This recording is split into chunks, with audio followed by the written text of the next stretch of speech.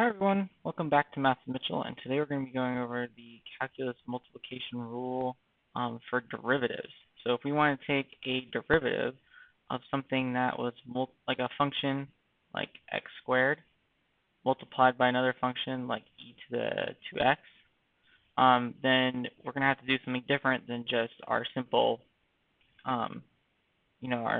take the power like 2, put it in front, and subtract it by 1.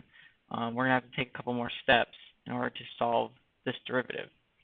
Let me rewrite this because I kind of covered it up.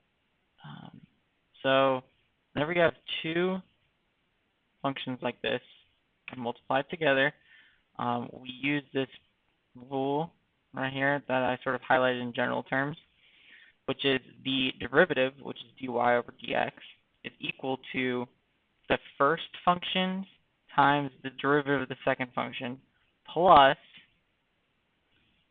our first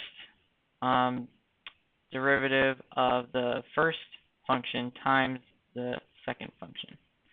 So if you haven't covered the different notations for derivatives, this prime is called a prime right here. So x prime or x2 prime, x1 prime, this means the derivative of that function.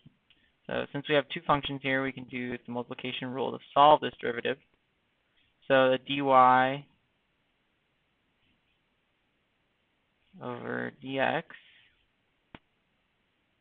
of this would be equal to the first term, or the first function, times the derivative of the second, which the derivative of the second is going to be 2e2x,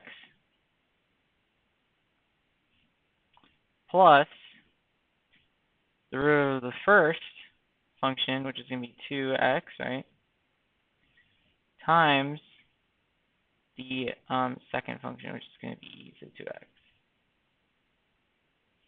So it's a really simple rule. It's just something you have to look out for because you're used to, probably up to this point, you're used to just taking, since the terms are added together, if there's multiple functions, then you can just take the derivative individually of that function. But when you have multiplication of two terms, or of two functions within the y of x, you have to do this multiplication rule to find that derivative of dy over dx.